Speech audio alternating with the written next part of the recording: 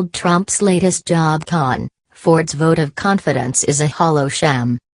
Donald Trump's plan to save American jobs by cutting deals with individual companies on a case-by-case basis continues yielding dividends.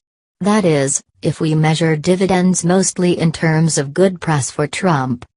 The president-elect already earned praise in December for strong-arming Carrier, an air conditioner manufacturer in Indiana, into an agreement not to close its Indianapolis plant, thereby sparing an announced 800 or so jobs.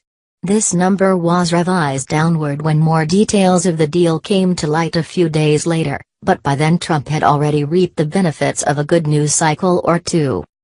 Then came Tuesday's announcement by the Ford Motor Company that it has canceled construction of a plant in Mexico and will instead invest in an expansion of its Flat Rock assembly plant near Detroit.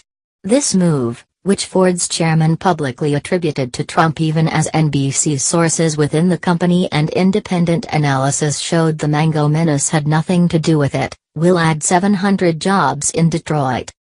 If this pattern continues at the same rate, in a year Donald Trump will claim credit for saving or adding somewhere in the neighborhood of 9,000 manufacturing jobs in the Rust Belt.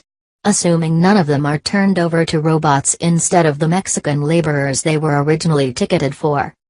Nonetheless, media outlets were quick to give Trump the ego-stroking headlines that are for him what oxygen is for other mammals on Earth.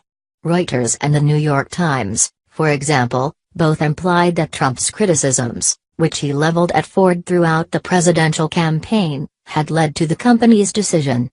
The Los Angeles Times headline quoted Ford's CEO as calling the move a vote of confidence for Trump. Of course, if one reads the statement made by Ford CEO Mark Fields more closely, one sees that to the extent Trump's rhetoric had anything to do with the decision, it was as much his promises of tax and regulatory reform as his criticisms of Ford for exporting manufacturing jobs to other nations. You know how the United States has these onerous environmental and worker protection regulations that make a country like Mexico, which lacks them, so much more attractive to a company like Ford.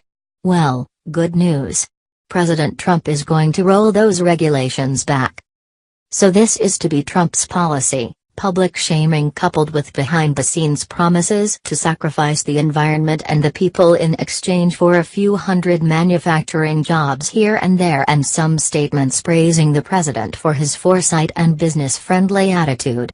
The resulting good press distracts everyone from noticing that in the grand scheme of an economy with around 145 million jobs, a few hundred here and there is barely a statistical anomaly. More frustrating than the con Trump is perpetrating, and the obvious fact that this is no way to create long-term economic policy that will address the challenges facing the nation's workers, is the reaction, or lack thereof, of conservatives who allegedly believe in the free market but will stand by while it is perverted by a strong man's desire for ego gratification.